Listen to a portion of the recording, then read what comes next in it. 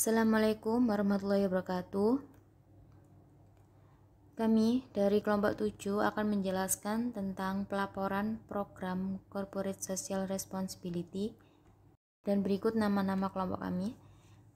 Yang pertama Indah Dwianti dengan NIM 190301157. Kemudian Shirley Aistina Hamdaningsah dengan NIM 190301188 dan Nelly Widiawati dengan NIM 190301197. Ada 3 hal yang akan kita bahas dalam pelaporan program CSR. Yang pertama ada dampak ekonomi, dampak lingkungan, dan dampak sosial. Yang pertama dampak ekonomi akan dijelaskan oleh Indah Dwianti. Dampak ekonomi yang ditimbulkan oleh operasi perusahaan akan mempengaruhi para pemangku kepentingan dan sistem ekonomi baik lokal, nasional maupun pada tingkat global. Yang pertama adalah kinerja ekonomi. Berbagai indikator yang terdapat dalam kategori kinerja ekonomi menunjukkan dampak ekonomi yang ditimbulkan secara langsung dari aktivitas perusahaan dan nilai tambah ekonomi yang dihasilkan oleh aktivitas perusahaan. Indikator kinerja ekonomi antara lain mencakup hal-hal sebagai berikut. Yang pertama, nilai ekonomi yang dihasilkan secara langsung didistribusikan oleh perusahaan kepada pemegang saham, kreditur, pemerintah maupun komunitas lokal. Yang kedua, implikasi keuangan dan munculnya berbagai risiko keuangan yang diakibatkan oleh perubahan iklim. Yang ketiga, cakupan rencana pensiun yang akan diberikan oleh perusahaan kepada para karyawannya. Dan yang terakhir, bantuan keuangan yang signifikan dari pemerintah tempat perusahaan beroperasi. Yang kedua, ada market presence. Indikator-indikator yang tercakup dalam market presence adalah sebagai berikut. Yang pertama, rentang rasio standar upah yang diberikan oleh perusahaan kepada karyawan di level terendah dengan upah minimum yang berlaku pada suatu daerah di negara tempat perusahaan beroperasi tersebut. Selanjutnya, adanya kebijakan, praktik, dan proporsi pengeluaran lebih besar yang akan digunakan untuk membeli produk dari pemasok lokal melalui dukungan yang diberikan oleh perusahaan terhadap pemasok lokal dengan cara melibatkan mereka dalam rantai pemasok perusahaan. Yang ketiga, adanya prosedur penarikan tenaga kerja lokal dan penetapan proporsi senior manajemen yang direkrut dari wilayah tempat perusahaan beroperasi. Dan yang terakhir, ada indirect economic impact. Indikator-indikator yang tercakup dalam kategori ini mengukur dampak ekonomi yang dihasilkan dari aktivitas ekonomi dan transaksi. Indikator-indikator untuk mengukur dampak ekonomi secara tidak langsung adalah sebagai berikut. Yang pertama, investasi perusahaan dalam bentuk pembangunan infrastruktur dan penyediaan layanan untuk publik baik yang dilakukan secara komersial maupun secara cuma-cuma. Investasi dalam infrastruktur dapat dilakukan melebihi kepentingan investasi infrastruktur untuk mendukung operasi perusahaan semata. Melalui pembangunan infrastruktur yang dilakukan perusahaan, misalnya jalan, sarana olahraga, dan fasilitas umum lainnya, perusahaan dapat meningkatkan kegiatan ekonomi lokal yang akan berpengaruh terhadap kesejahteraan masyarakat.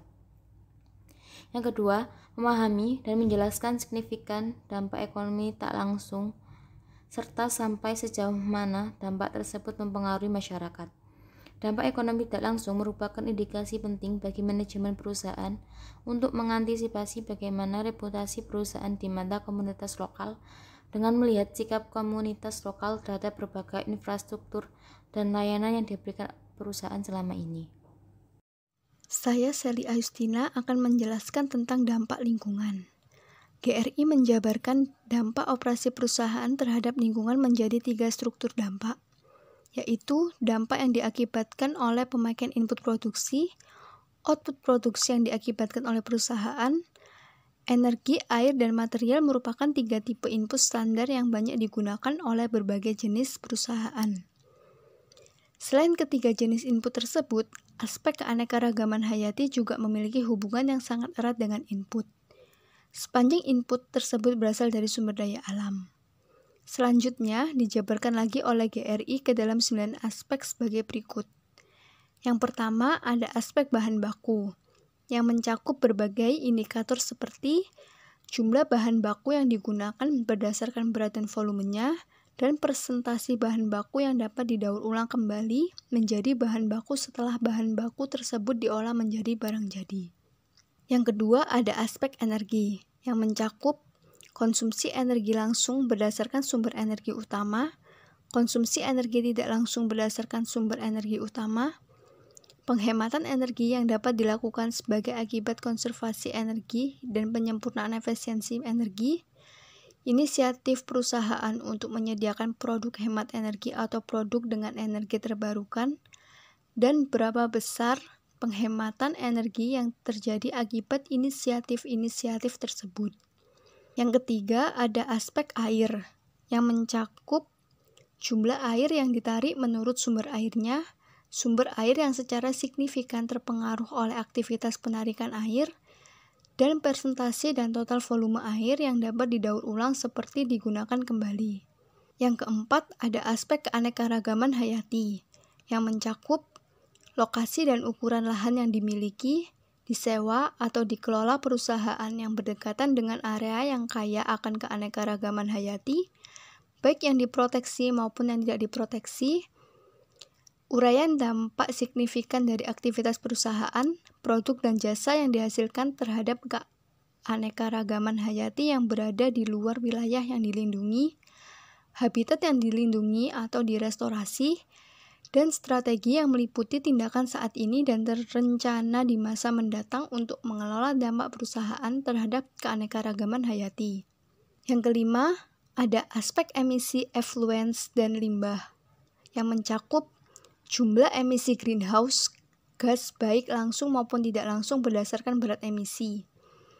Berbagai inisiatif yang diambil perusahaan untuk mengatasi emisi greenhouse, serta pengurangan emisi gas yang telah dicapai oleh perusahaan, emisi gas yang dapat menipiskan lapisan ozon berdasarkan berat emisi gas, jumlah air yang dibuang didasarkan kepada kualitas air dan aliran air, jumlah berat limbah berdasarkan tipe dan metode pembuangan limbah. Yang keenam, ada aspek produk dan jasa, yang mencakup inisiatif untuk mengurangi dampak buruk produk dan jasa terhadap lingkungan, serta mengukur sejauh mana inisiatif tersebut berpengaruh terhadap pengurangan dampak buruk, dan persentase produk terjual beserta jenis material kemasan yang digunakan, di mana penggunaan material bahan kemasan tersebut dapat didaur ulang kembali. 7. Ada aspek kepatuhan terhadap ketentuan hukum yang berlaku di bidang lingkungan hidup. Indikator yang tercakup dalam aspek ini mencakup jumlah nilai uang yang harus dikeluarkan oleh perusahaan karena membayar denda atau sanksi non-moneter akibat ketidakpatuhan perusahaan terhadap undang-undang dan peraturan tentang lingkungan hidup yang berlaku di suatu negara. Yang kedelapan, ada aspek transport, yang di dalamnya mencakup indikator mengenai dampak signifikan terhadap lingkungan sebagai akibat aktivitas transportasi produk dan bahan baku dari suatu lokasi ke lokasi yang lain. Dan yang terakhir, ada aspek lingkungan menyeluruh, yang di dalamnya mencakup indikator besaran pengeluaran yang dilakukan perusahaan untuk menjaga kelestarian lingkungan hidup. Oke, di slide yang ke-13 ada C, dampak sosial. GRI membagi dampak sosial ke dalam 4 kategori, yakni ada hak asasi manusia, ketenagakerjaan, masyarakat, serta tanggung jawab produk. Yang pertama ada hak asasi manusia. Berbagi indikator untuk mengukur dampak operasi perusahaan terhadap hak asasi manusia. Antara lain, yang A, ada presentasi jumlah investasi yang signifikan, di mana di dalamnya memuat klausul tentang hak asasi manusia. Yang B, ada jumlah jam pelatihan yang diberikan kepada karyawan untuk memahami kebijakan dan prosedur yang diberikan dengan hak asasi manusia. Yang C, ada jumlah insiden diskriminasi di tempat kerja, serta tindakan yang dilakukan perusahaan untuk mengatasinya. Yang D, ada tindakan kebebasan di dalam membentuk serikat pekerja untuk melakukan tawar-menawar secara kolektif dalam perumusan kesepakatan kerja bersama. Yang kedua ada tenaga kerja. Berbagai indikator yang digunakan untuk mengukur dampak operasi perusahaan terhadap tenaga kerja, antara lain: yang pertama ada jumlah keseluruhan tenaga kerja yang dipekerjakan di perusahaan berdasarkan kategori pekerja, kontrak, dan wilayah di mana karyawan bekerja. 2. Benefit yang ditawarkan perusahaan kepada karyawan yang penuh yang tidak diberikan kepada karyawan kontrak ataupun paruh waktu. Yang ketiga, persentase jumlah karyawan yang dilindungi oleh kesepakatan kerja bersama. 4. Tingkat cedera karena pekerjaan. Yang kelima, rata-rata jam pelatihan yang diberikan kepada karyawan per tahun per kategori pegawai. Yang keenam ada berbagi program untuk meningkatkan kemampuan manajemen serta kegiatan belajar seumur hidup yang memungkinkan karyawan bisa tetap bekerja di perusahaan tersebut. Yang ketujuh ada komposisi badan pengelola perusahaan yang menunjukkan adanya peluang yang sama antara pria dan wanita, serta antara golongan mayoritas dengan golongan minoritas. Dan yang ketiga ada masyarakat. Berbagai indikator yang digunakan untuk mengukur dampak operasi perusahaan terhadap masyarakat antara lain: yang pertama ada sifat, cakupan, efektivitas, dan berbagai program yang dipraktekkan yang dapat mengukur dan dapat mengelola dampak dari operasi perusahaan terhadap masyarakat. Yang kedua ada presentasi dan jumlah unit bisnis yang memiliki resiko korupsi. Yang ketiga ada presentase jumlah karyawan yang dilatih dalam hal kebijakan dan prosedur menanggulangi korupsi di dalam sebuah organisasi tersebut. 4. Ada tindakan yang diambil perusahaan terhadap tindakan-tindakan korupsi. Yang kelima, partisipasi dalam lobi dan perumusan kebijakan publik. Yang keenam, jumlah nilai uang yang harus dikeluarkan oleh perusahaan karena membayar denda atau sanksi non-moneter akibat ketidakpatuhan perusahaan terhadap undang-undang dan peraturan tentang ketentuan kesehatan dan keselamatan produk dan jasa. Di slide yang terakhir, yang keempat, ada product responsibility. Berbagai indikator yang digunakan untuk mengukur dampak operasi perusahaan yang menghasilkan barang dan jasa terhadap para pemangku kepentingan dan lingkungan antara lain. Yang pertama ada dampak kesehatan dan keselamatan dari pemakaian produk dan jasa. Yang kedua ada jumlah kejadian yang berkaitan dengan tuntutan konsumen terhadap dampak kesehatan dan keselamatan atas konsumsi produk dan jasa tersebut. Yang ketiga ada jenis informasi yang dibutuhkan oleh konsumen dari suatu produk dan jasa. Yang keempat ada jumlah kejadian yang berkaitan dengan ketidakpatuhan perusahaan terhadap peraturan yang berlaku dalam hal penyajian informasi produk dan jasa. Yang kelima, ada berbagai praktik yang dilakukan perusahaan untuk meningkatkan kepuasan konsumen. Yang keenam, ada berbagai program komunikasi pemasaran yang dilakukan oleh perusahaan sesuai dengan standar dan hukum yang berlaku.